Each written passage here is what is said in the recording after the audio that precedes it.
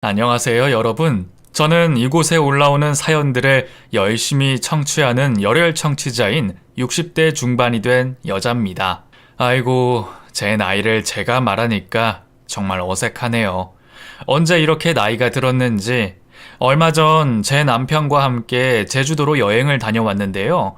호텔방에서 바다를 보면서 잠시 생각에 잠겼는데, 제 인생도 참 우여곡절이 많았었구나 하고 새삼 옛일을 되돌아보게 되더라고요. 매번 듣기만 했는데 이번에는 저도 한번 사연을 보내볼까 합니다. 없는 글솜씨지만 여러분에게 제가 겪은 일을 들려드리고 싶은 마음이 생겼어요. 제 나이 또래 분들이 다는 아니지만 저와 비슷한 환경에서 자랐을 거라고 생각합니다. 저는 오빠 둘에 언니 하나에 남동생 하나를 두었어요. 지금은 다 뿔뿔이 흩어져서 연락도 닿지 않지만 제가 아주 어릴 때만 해도 집안이 그래도 다른 집에 비해서 잘 사는 편이었습니다. 저희 남매 모두 학교를 보내줬으니까요. 큰 한옥이었는데 집에 일을 하는 분도 계셨었어요. 그런데 저희 아버지가 도박을 해서 집안 가세가 완전히 기울어 버렸습니다. 그리고 가족이 다 뿔뿔이 흩어졌어요. 저는 사촌 집에 얹혀 살면서 그 집 일을 돕는 식모 일을 했습니다. 월급이라고는 코딱지만한 돈을 받고 일을 했어요. 그 집에서 살게 해주는 것만으로도 감지덕지할 지경이었죠. 학교는 요즘은 초등학교라고 하죠. 초등학교까지밖에 나오지 못하고 저는 중학생 때부터 친척 집으로 전전하며 식모살이를 했습니다. 그러다가 아예 모르는 집에서 식모살이를 시작했어요. 친척들 집에 살 때는 그래도 친척이라고 저를 대놓고 괴롭히는 사람은 없었는데 양옥집에 살던 저보다 2살 많은 언니가 저를 정말 많이 괴롭혔습니다. 콩쥐 팥쥐 이야기 아시죠? 제가 콩쥐가 돼서 팥쥐의 괴롭힘을 다 감당해야 했어요. 야, 숙자, 너 내 방에 들어왔었지? 아, 네. 청소하러 들어갔었는데요. 왜요? 그렇게 말했는데 다짜고짜 제 뺨을 내리치며 그 언니가 말했습니다. 왜 네 멋대로 내 방 책상 위에 노트랑 필기구를 만져? 내 나름대로 정리해둔 게 다 망가졌잖아. 아, 너무 지저분해서. 뭐? 이게 더 맞고 싶어? 아니에요. 죄송해요. 사사건건 별일도 아닌 일에 저에게 시비를 걸고 괴롭히는 그 언니가 저는 너무 무서웠습니다. 그래서 그 언니만 마주치면 긴장을 하고 말을 더듬기 시작했어요. 말을 더듬자 저를 더 무시하더라고요. 야, 숙자, 너 빨래 제대로 안 해? 양말에 때가 하나도 안 빠졌잖아. 죄송해요. 다시 빨게요. 죄송해요? 말도 제대로 못하고, 너 바보냐? 아우, 답답해. 바보면 몸 쓰는 일이라도 제대로 해. 네, 알겠습니다. 참나, 진짜 얘랑 말이 안 통하네. 으휴. 그러면서 제 머리를 한 대씩 쥐어 박았습니다. 그러니까 더 주눅이 들고 더 열심히 집안일을 했지만 그래도 소용이 없이 매번 핀잔을 들어야 했어요. 그 집에서 지내던 일은 아직까지 생생하게 제 머릿속에 남아 있습니다. 그만큼 정말 괴로운 나날이었거든요. 공부하는 그 집 언니가 부러우면서도 저를 막대하는 언니와 그 집 식구들에게서 벗어나고 싶은 마음뿐이었어요. 당시에 제가 뭐 가진 것도 없고 재주도 없어서 그 집에서 식모라도 살면서 부엌 옆에 작은 방에 지내는 것만으로도 감사해야 했습니다. 그 집에서 식모살이를 하면서 저는 시장 쌀가게에서 주기적으로 쌀을 사러 갔어요. 그러다 보니 쌀가게 집 아들과 안면을 트게 됐습니다. 그 오빠가 저에게 먼저 말을 걸었어요. 야, 숙자야, 너 잘 못 먹고 지내니? 왜 이렇게 말랐어? 아니에요. 잘 먹어요. 안 되겠다. 야, 우리 집에 어제 제사 지내고 남은 전 있는데 먹고 가. 엄마, 숙자 전 좀 먹여 보내도 되죠? 그래라. 숙자야, 많이 먹어. 쌀가게에 가면 저는 마음이 편안해졌어요. 오빠도 그렇지만 오빠의 어머니도 저에게 친절하게 대해주셨어요. 쌀가게만 가면 말도 더듬지 않고 자연스럽게 대화를 주고받을 수 있었습니다. 마치 친정에 온 듯한 기분마저 들었어요.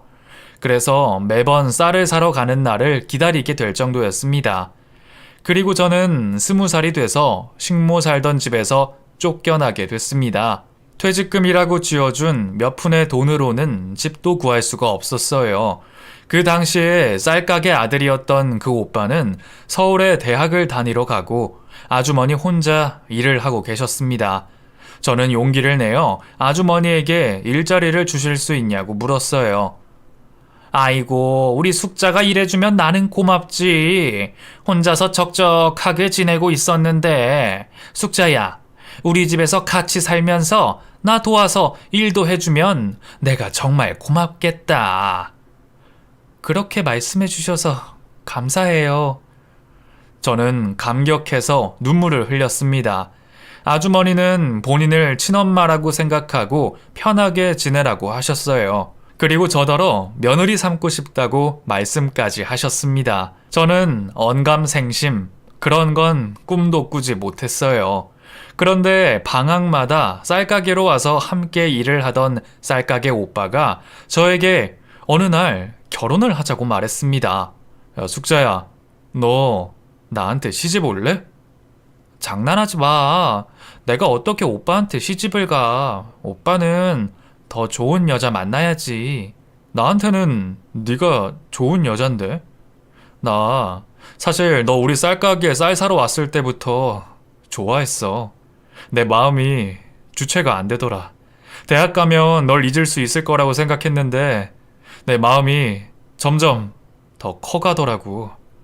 나 군대 다녀올 때까지만 고민 한번 해봐. 나는 너한테 진심이고 이 마음 안 변할 것 같아. 오빠는 아주머니에게까지 저에 대한 마음을 이야기해놓고 군대에 갔습니다. 다행히 아주머니는 저를 며느리 삼고 싶어 하셨어요. 숙자 너만 부담되지 않으면 나는 너 며느리 삼고 싶어. 그래도 아줌마, 저는 뭐 할 줄 아는 것도 없고 오빠처럼 공부를 많이 한 것도 아닌데. 에이, 무슨 그런 소리를 해. 사람 마음이 중요하지. 나도 소학교밖에 못 나왔어. 너는 그래도 한글은 떼짰냐. 우리 용준이가 그렇게 좋아하는데 그거면 됐어. 그리고 내가 숙자 너를 옆에서 쭉 봐왔는데 너만한 며느리 구하기 어려울 것 같다. 뭐 우리가 이래봐야 네 마음이 중요하지만. 그런 이야기를 듣고 저는 눈물이 뚝뚝 떨어졌습니다. 너무 감사했어요. 그래서 결국 오빠가 제대를 하자마자 결혼을 하게 됐습니다. 남편은 대학교를 졸업하고 건설회사에 취업했어요. 시어머니 댁에서 지내며 저는 여전히 쌀가게 일을 도왔습니다. 남편은 집에서 출퇴근을 했고요. 결혼하고 나서 저는 바로 임신하고 아들을 낳게 됐어요. 눈에 넣어도 아프지 않을 만큼 귀여운 저의 피부치죠. 시어머니도 남편도 정말 기뻐했습니다. 그런데 제 아들이 3살이 되던 무렵부터 시어머니가 자주 깜빡하시는 일들이 늘어갔어요. 그렇게 계산이 빠르던 양반이 계산도 잘 못하시고 우물쭈물 저에게 넘기고는 하셨습니다. 그리고 급기야 집을 찾지 못해서 경찰서에서 발견된 적이 있습니다. 어머니, 왜 집을 못 찾아오셨어요?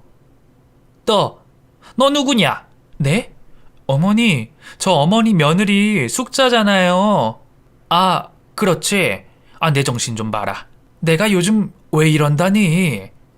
저와 남편은 시어머니를 모시고 대학병원에 가서 검사를 받았고 시어머니가 치매 4기라는 진단을 받게 됐어요. 그동안 자주 깜빡깜빡 하신다고만 생각했는데 그 정도로 심각할 줄은 몰랐습니다. 너무 죄송스러워서 하염없이 눈물만 쏟아져 나왔어요. 시어머니는 평생 쌀가게를 하셔서 섣불리 쌀가게를 접을 수는 없었습니다. 저는 어머니 옆에서 어머니를 지극정성으로 보살폈어요.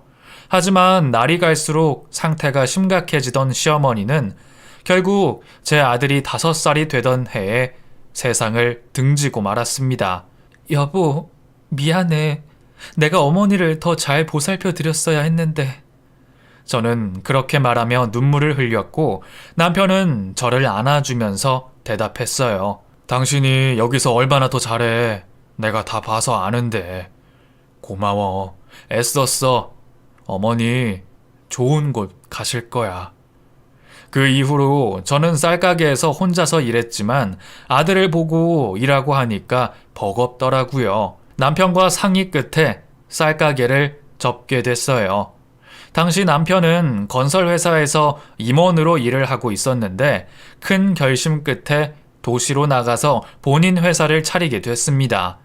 남편이 일을 잘해서인지 회사는 나날이 번창했어요. 저는 전업주부가 돼서 아들이 하고 싶어하는 공부를 다 시켜줬습니다. 제가 못 배운 한이 있어서 저희 아들은 무조건 다 공부시키고 싶었어요. 아들은 그래도 제 아버지를 닮은 건지 공부를 열심히 잘 해줬습니다.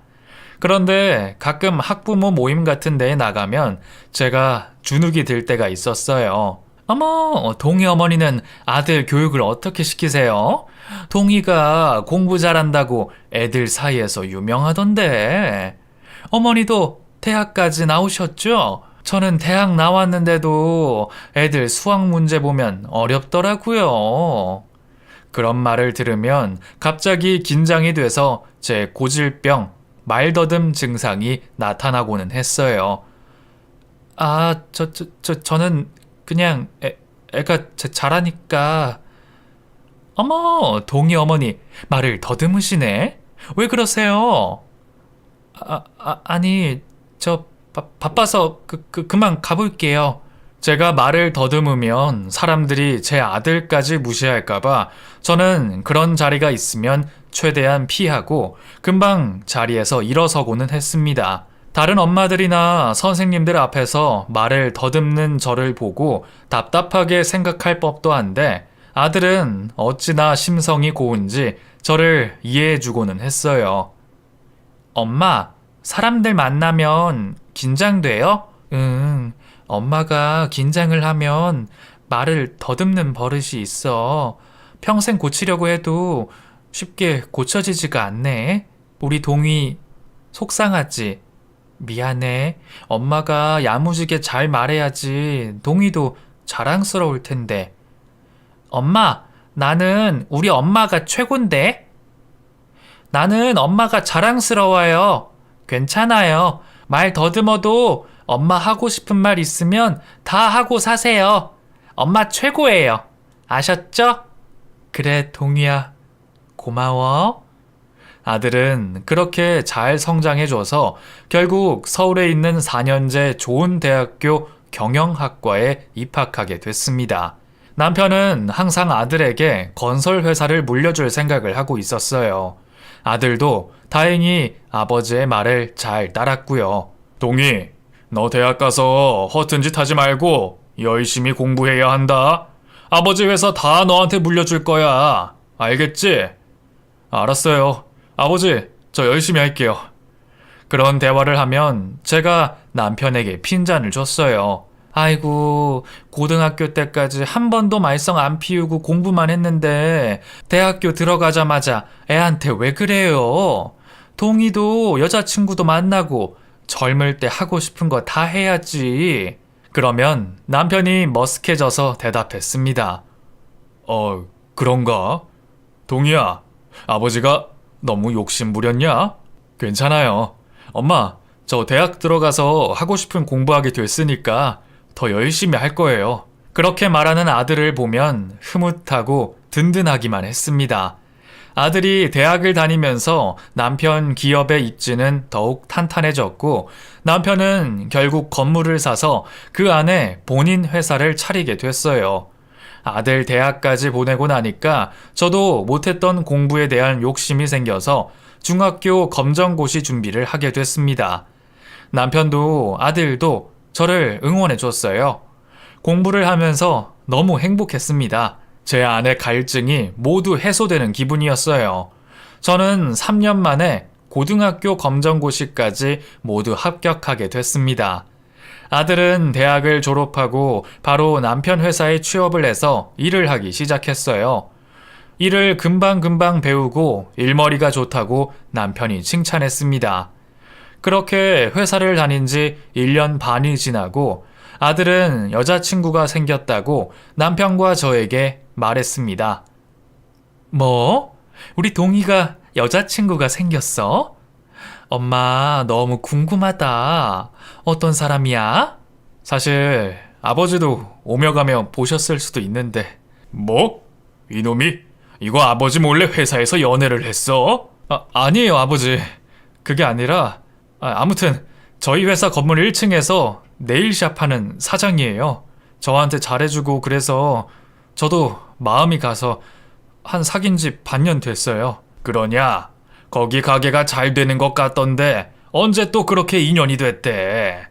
남편이 그렇게 말했습니다. 그리고 저는 몰래 네일샵에 가서 관리를 받아봐야겠다고 말했어요. 내가 그 아가씨 모르게 혼자 가서 어떤지 한번 봐야겠다. 그래도 되지 아들? 그러세요. 엄마 관리도 받으시고 어떤지 한번 봐주시면 좋죠. 그래서 저는 생전 처음 손톱 관리를 받아보러 남편의 건물에 갔습니다. 내부도 널찍하고 깔끔하게 인테리어가 잘 되어 있더라고요. 어서오세요. 예약하셨어요? 내가 예약은 못했는데.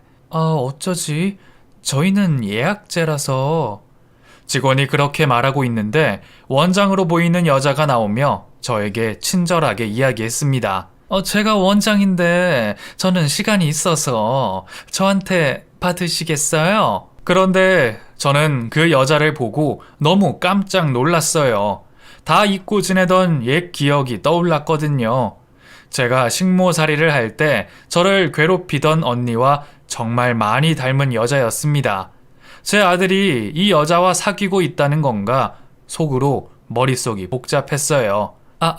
아니에요. 제가 볼 일이 있는데 깜빡했네. 다음에 올게요. 그렇게 말하고 저는 도망치듯이 그곳을 빠져나왔습니다. 저도 모르게 말을 또 더듬어 버렸어요. 그날 저녁에 아들이 퇴근해서 저에게 물었습니다. 엄마, 오늘 가보셨어요? 뭘? 가봤는데 예약을 해야 된다고 해서 그냥 나왔어.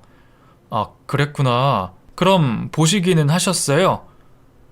보긴 봤지. 어떠셨어요? 괜찮아 보여요? 응, 친절하더구나. 내가 예약도 안 했는데 본인이 직접 해주겠다고 하고. 그럼 받고 오시지. 왜 그냥 오셨어요? 내가 갑자기 할 일이 생각나서 다음에 하지 뭐. 그러세요. 하지만 저는 그 이후로 다시는 그곳에 가지 않았습니다. 저는 나이가 들면서 화분이나 꽃을 좋아해서 취미 생활로 꽃꽂이를 배웠어요. 그렇게 취미 생활을 하면서 친구도 사귀고 지내던 중에 아들이 결혼을 하겠다고 선언했습니다. 어머니, 아버지, 저 그 여자랑 결혼하려고요. 이번 주 주말에 인사 오기로 했는데 괜찮으시죠? 저는 마뜩치 않았지만 제가 가진 상처로 인해 사람에게 편견을 가지면 안 된다는 생각이 들었어요. 그저 외모가 닮았을 뿐이지 저를 괴롭히던 그 언니는 당연히 아니니까요. 그래? 우리 아들이 벌써 결혼을 하는구나. 언제 이렇게 다 커가지고. 그래, 엄마가 맛있는 거 해놓을게. 결국에는 그 아가씨랑 결혼을 하는 거냐? 그래, 와서 인사하고 이야기도 나누고 좋은 시간 보내자. 감사해요, 아버지 어머니.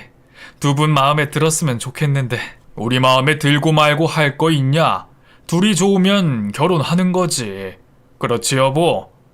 남편의 물음에 저는 고개를 끄덕였습니다. 아들이 좋다고 하는데 무슨 수로 결혼을 반대할 수 있겠어요. 예전에 잠깐 봤을 때 친절하던 모습이 기억에 남아 있어서 좋은 사람이니까 결혼 결심까지 했겠다 싶어 아들을 믿기로 했습니다.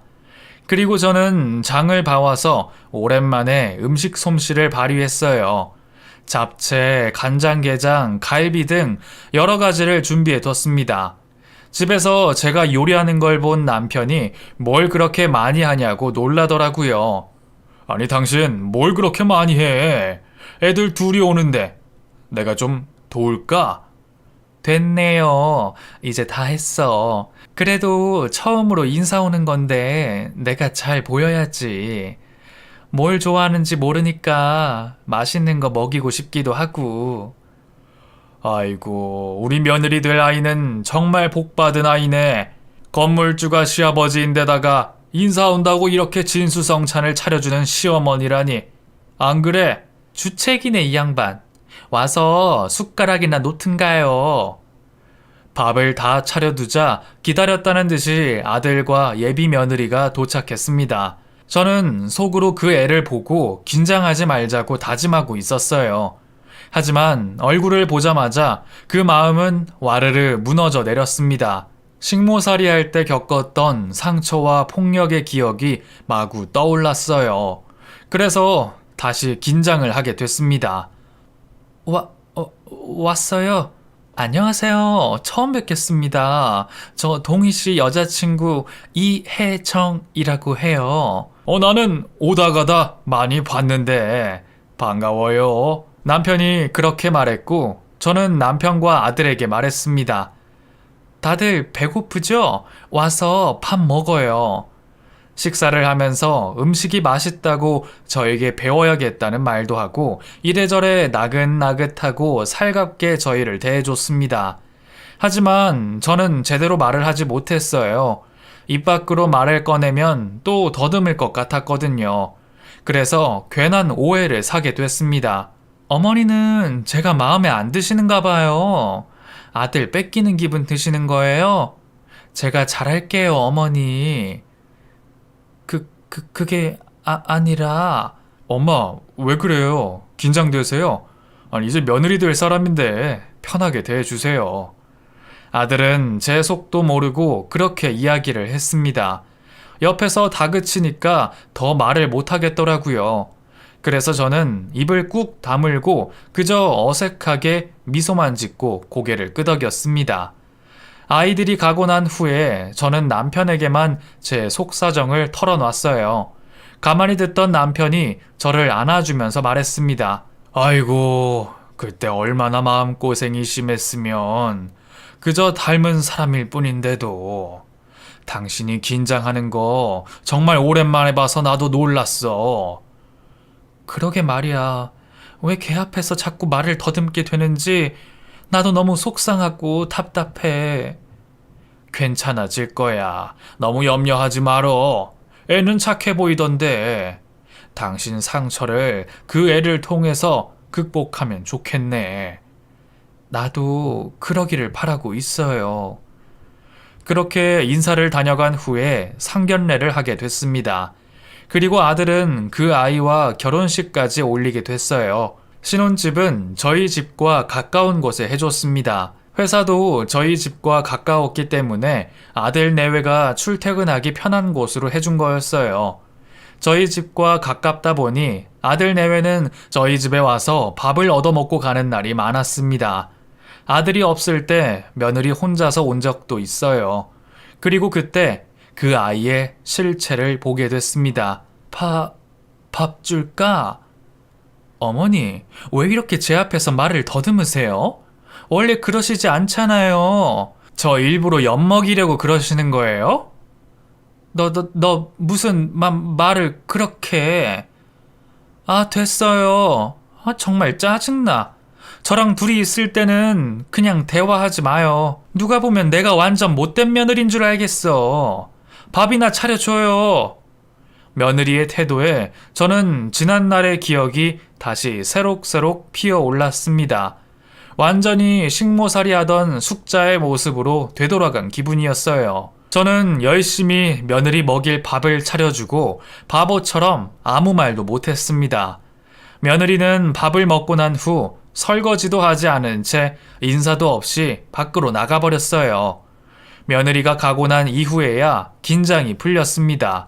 저도 그런 제 자신이 싫었어요. 그런데 살갑던 며느리가 저와 둘이 있을 때면 저를 무시하는 게 더 비참했습니다. 그런 사실을 몰랐던 남편과 아들은 강릉으로 여행을 가자고 했어요. 저는 정말 가기 싫었지만 두 사람이 너무 즐겁게 이야기를 하더라고요. 엄마, 우리 강릉 여행 가요. 제가 다 예약할게요. 엄마 바다도 좋아하시고 회 좋아하시잖아요.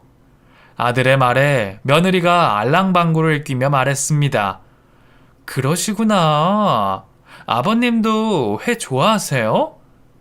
나는 뭐 다 좋아하지. 너희들 우리랑 같이 여행 가는 거 불편하지 않겠어? 불편하긴요, 아버님. 저는 두 분이랑 같이 가면 너무 즐거울 것 같아요.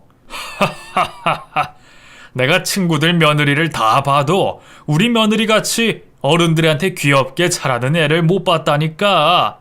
그렇지, 여보? 그럼. 저도 모르게 그 짧은 대답을 하면서도 말을 더듬게 됐고, 며느리는 저만 알아차리게 눈을 흘겼습니다. 그런 저를 보고 남편도 아들도 이상한 낌새를 느낀 모양이었어요. 엄마, 왜 자꾸 말을 더듬으세요? 엄마, 이런 모습 오랜만에 보네. 아직 며느리가 불편하세요? 남편은 제가 예전에 이야기를 해서 알고 있던 터라 저를 안심시켜주며 말했어요. 너희 엄마가 요즘에 꽃꽂이도 배우고 취미생활 한다고 많이 피곤했나 보다. 괜찮을 거야. 여행 가서 우리 아들 내외랑 더 친해져 보자고. 알았지, 여보? 그래요. 바다가 보이는 고급 펜션에서 저희는 바베큐도 해먹고 회도 떠와서 먹으며 좋은 시간을 보냈습니다. 며느리는 저에게는 말을 잘 걸지 않았는데 제 시아버지에게는 고기도 구워서 주고 아주 잘 하더라고요. 남편이 눈치를 주려고 하면 저에게 고기를 놔주는 식으로 아주 교묘히 저에게도 잘 대해주는 척 했습니다. 자꾸 그런 모습들이 눈에 띄니까 너무 피곤해서 저는 먼저 자겠다고 방으로 들어갔어요. 따라 들어온 남편이 저에게 말했습니다. 왜 그래? 아직도 며느리가 불편해? 내가 좀 예민한가? 며느리도 나를 불편해하는 것 같고 자꾸 걔만 보면 예전에 당했던 기억들이 떠올라서 나도 미치겠어. 그래, 그럼 쉬어. 무리하지 말고. 미안해요. 나가서 애들이랑 재밌게 노세요. 저는 방에서 혼자 텔레비전을 보고 있었습니다. 그런데 며느리가 혼자서 제 방에 찾아왔어요. 어머니, 들어가도 되죠? 손에 과일 접시를 들고 있더라고요.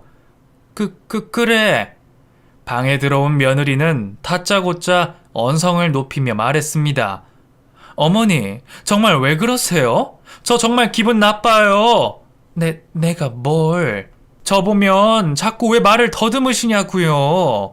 원래 긴장하면 더듬는다는 건 동희 씨한테 들어서 알고 있는데 제가 뭐 어쨌다고 그래요? 너 왜 말을 그런 식으로? 아유, 정말 짜증나. 어머니는 저한테 해준 거 아무것도 없잖아요. 아버님은 저 결혼하고 나서 월세도 안 받으시고 저희 네일샵 인테리어도 쫙 새로 해주셨는데 어머니가 해준 게 뭐가 있어요? 그럼 저한테 말이라도 좋게 해주시던가. 이게 뭐예요? 아버님이 오해하실 거 아니에요? 그렇게 소리를 지르는데 저는 가슴이 답답해지고 손이 떨려왔습니다. 말도 못하겠더라고요. 며느리는 한동안 계속 저에게 이런저런 이야기를 쏟아내더니 제가 대답을 하지 않자 손을 드는 신용까지 했어요. 아휴, 확 그냥 답답해. 혹시 뇌에 이상 있는 거 아니에요? 검사 좀 받아보세요. 저 갈게요. 저랑 동희 씨 잘 살고 있는 건 아시죠? 앞으로도 잘 살 거니까 이런 이야기 동희 씨나 아버님한테는 절대 하지 마세요. 정말 어처구니가 없었어요. 하는 짓이 제가 식모 살던 집 언니가 했던 짓이랑 똑같았습니다. 다 늙어서 며느리 눈치를 봐야 한다는 생각에 눈물이 찔끔 나오더라고요. 다시는 아들 내외와 여행을 오지 않아야겠다고 다짐만 했습니다. 그렇게 조금 며느리와 멀리하고 지내고 있었는데 아들에게서 연락이 왔어요. 어머니, 뭐하고 계세요? 나 그냥 집에서 쉬고 있지. 우리 아들 점심은 먹었나? 어머니, 혜정이가 어머니 심심하시면 네일아트 배워보시는 거 어떠냐고 하던데 혜정이도 어머니랑 잘 지내고 싶은 모양이에요. 가서 관리도 받으시고 소일거리로 그런 거 옆에서 배우시는 거 어때요? 저는 혜정이랑 어머니가 더 다정하게 지냈으면 좋겠는데 어머니 혼자 적적하시잖아요. 아들은 저를 생각해서 그렇게 말을 했고 저는 괜히 걱정 끼치기 싫어서 알겠다고 대답했습니다. 그럼 어머니, 내일 아버지 출근하실 때 같이 오시면 되겠다. 제가 혜정이한테 말해 놓을게요. 그래, 알았어. 근데 너는 혜정이랑 잘 지내니? 저희는 뭐 그럭저럭 잘 지내죠. 그래, 알았다. 바쁜데 일 봐. 네, 어머니. 남편은 퇴근하고 나서 저에게 괜찮겠냐고 물었습니다. 동희한테 들었는데 내일 며느리 가게에 간다며? 괜찮겠어? 나도 사실 걔 앞에서 자꾸 말 더듬고 그러는 거 미안하고 좀 친해져 봐야지. 어쨌든 동희랑 결혼한 아이인데 언제까지 대면 지낼 수도 없고 당신 말따나 친해지면 예전의 기억도 다 잊고 괜찮아지길 바라야죠. 그래, 그렇게 해. 근데 혜정이 걔가 나한테는 싹싹하게 잘 하는데 당신한테는 좀 애가 버르장머리가 없다고 해야 하나. 남편은 이미 눈치를 챈 모양이었어요. 하지만 저는 제 선에서 해결하고 싶은 마음이 컸습니다. 그래서 아니라고 애써 부정했어요. 아니에요. 내가 하도 저 앞에서 말을 더듬으니까 걔도 불편했겠지. 내가 노력해 볼게. 걱정 말아요. 그래, 그럼 그렇게 해봐. 근데 영 불편하면 너무 애쓰지는 말고. 알아서 할게요. 그리고 저는 그 다음 날 남편과 함께 남편 건물에 함께 가게 됐습니다. 일단 남편 회사에 가서 회사 사원들에게 오랜만에 인사를 했어요. 다들 반가워해줘서 고맙더라고요. 그리고 저는 아들과 함께 며느리 가게에 내려갔습니다. 며느리와 직원들이 부산하게 움직이고 있었어요. 아들이 며느리를 불렀습니다. 혜정아, 엄마 오셨어. 어머니, 오랜만에 뵙네요. 와주셔서 감사해요. 저희가 지금 조금 바빠서 거기 앉아서 그냥 둘러보고 계세요. 혜정아, 엄마, 두 분 좋은 시간 보내세요. 고생들 하세요. 그렇게 아들은 일을 하러 올라갔습니다. 아들이 가자마자 며느리는 태도를 싹 바꾸고 저에게 일을 시키기 시작했어요. 어머니, 거기 앉아 계시지 마시고 여기 와서 좀 도우세요. 그래. 뭐 할까? 여기 바닥에 묻은 때도 좀 닦으시고 수건 좀 빨아주세요. 아, 알았어. 저는 며느리가 시키는 대로 일을 했습니다. 10장이 넘는 수건을 제 손으로 깨끗이 빨아서 가져다 줬는데 며느리는 수건을 일일이 펼쳐보더니 핀잔을 줬어요. 아, 어머니, 이게 뭐예요? 때가 그대로 남아있잖아요. 다시 빨아오세요. 그 말을 듣는데 퍼뜩 제가 어릴 때 일하던 집 언니의 목소리와 며느리의 목소리가 동시에 들리는 듯한 이명을 들었어요. 심장이 덜컥 내려앉았습니다. 저는 수건을 받아들고 다시 빨래를 했습니다. 제 모습을 보고 당황하던 직원들이 본인들이 빨겠다고 하는 걸 그냥 제가 하겠다고 했어요. 뭐 하나 제대로 하는 게 없으시네. 돈 많은 남편의 아들 두고 집에서 놀고 먹고 편하게 지내니까 뭐 그럴만도 하다. 아휴, 부러운 팔자야. 며느리는 절 두고 그렇게 이야기를 했습니다. 저는 그 말을 듣고 수건을 내던지고 당장이라도 그곳을 벗어나고 싶었지만 며느리가 어디까지 하나 두고 보고 싶은 마음도 들었어요. 저는 그저 말을 더듬을 뿐인데 저를 완전히 바보 취급하는 며느리가 정말 괘씸하게 생각됐습니다. 며느리는 직원에게 말했어요. 오늘 예약 꽉 차 있니? 네, 10시부터 5시까지 다 찼어요.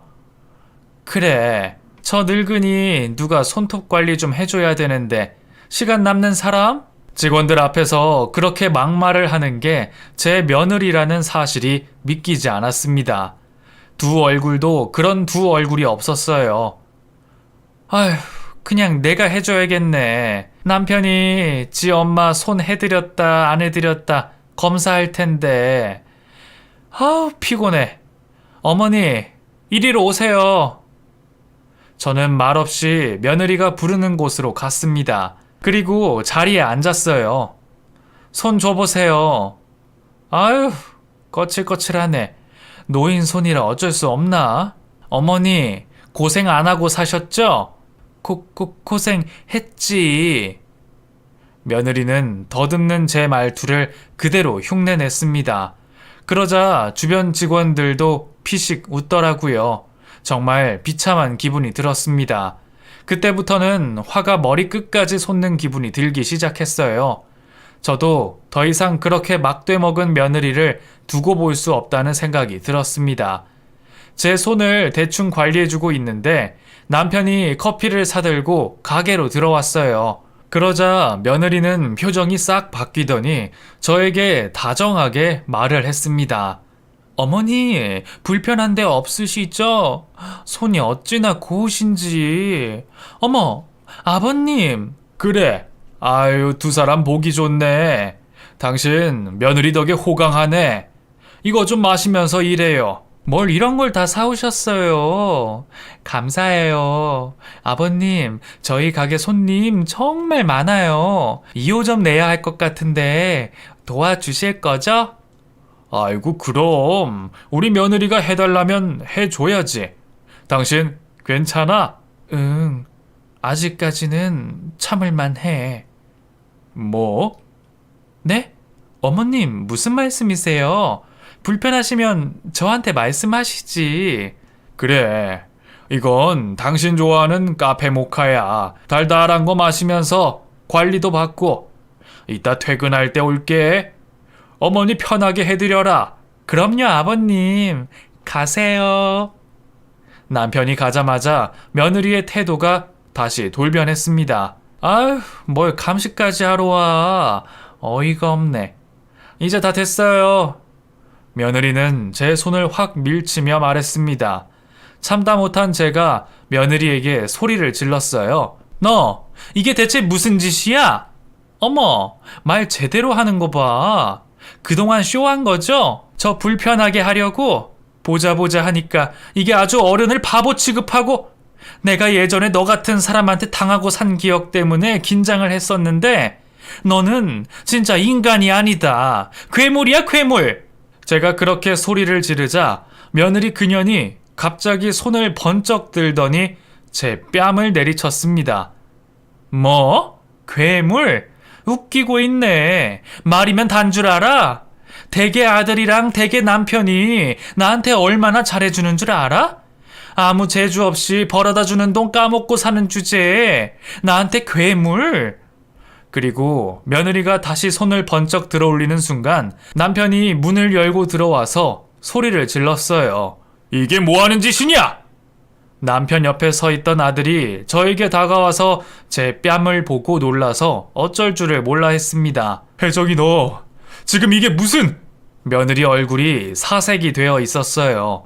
그리고 갑자기 나와서 제 앞에서 무릎을 꿇더니 빌기 시작했습니다. 어머니, 아버님, 그게 아니라 오해예요, 오해. 오해? 내가 봤으니 망정이지. 이게 대체 말이나 되는 짓이냐? 어디 시어머니한테 손찌검을 해? 네가 그러고도 며느리고 인간이야? 엄마, 혜정이 쟤 언제부터 엄마한테 이렇게 대한 거예요? 저한테 진작 말씀을 하시죠. 저는 그런 줄도 모르고. 여보, 동희씨, 오해야. 내가 정말 무슨 말을 해야 될지. 어머니, 죄송해요. 제가 미쳤었나 봐요. 얘 결혼하고 나서부터 나 한 번도 시어머니 대우해준 적 없다. 매번 두 사람 없을 때 뒤에서 난 무시하고 타박하고. 저는 말을 잇지 못하고 억울한 심경에 눈물이 흘렀습니다. 아들은 직원들에게 물었어요. 당신들도 봤지? 댁내 사장이 우리 엄마한테 어떻게 했는지 낱낱이 말해봐. 직원들은 일제히 불만을 쏟아내고 저에게 한 몹쓸 짓에 대한 이야기들을 고발하기 시작했어요. 혜정이, 너 완전히 내 돈만 보고 결혼했구나. 나 너랑 이혼할 거야. 이런 여잔 줄도 모르고 내가. 너 기다리고 있어. 결국 아들은 이혼을 하게 됐습니다. 이혼 못한다고 난리를 치는데 아들이 소송까지 가고 싶냐고 으름장을 놨더니 도장을 찍어줬다고 했어요. 그리고 남편은 전 며느리에게 월세를 따박따박 넣으라고 했어요. 너 그동안 내가 며느리라고 봐줬는데 월세 올릴 거고 매월 따박따박 돈 넣어라. 아버님, 저 지금 직원들도 다 그만두고 힘든데 조금만 도와주세요. 아버님? 누가 네 아버님이야? 나는 너랑 영 끊은 지 오래야. 월세 못 내면 나가야지 뭐. 끊는다. 전 며느리 가게에서 일하던 직원들도 못된 사장 밑에서 일하기 힘들었는지 다 그만둬서 손님도 끊겼던 모양이에요. 힘들어 하다가 결국에는 제 발로 그곳을 나가게 됐습니다. 아들은 이혼을 하고 혼자 지내면서 몇 년 동안 저에게 정말 잘했습니다. 엄마, 그런 일 있으면 제발 말씀 좀 해주세요.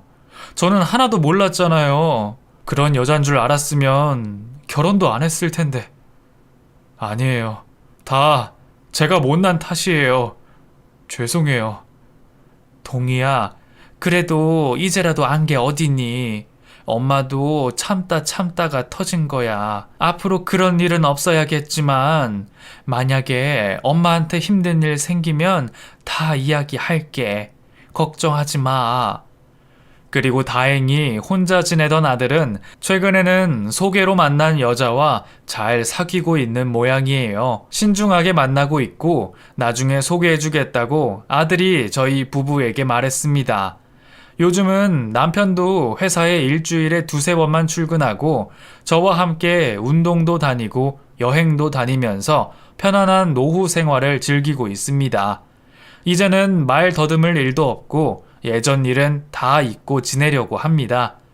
그 악독했던 전 며느리가 제 앞에서라도 실체를 드러내서 아들이 아이가 생기기 전에 이혼을 할 수 있었던 게 천만다행이라고 생각해요. 이래저래 많이 힘든 시기이지만 다들 기운내서 건강하고 행복하게 지내셨으면 합니다. 늙은이 사연 들어주셔서 정말 감사해요.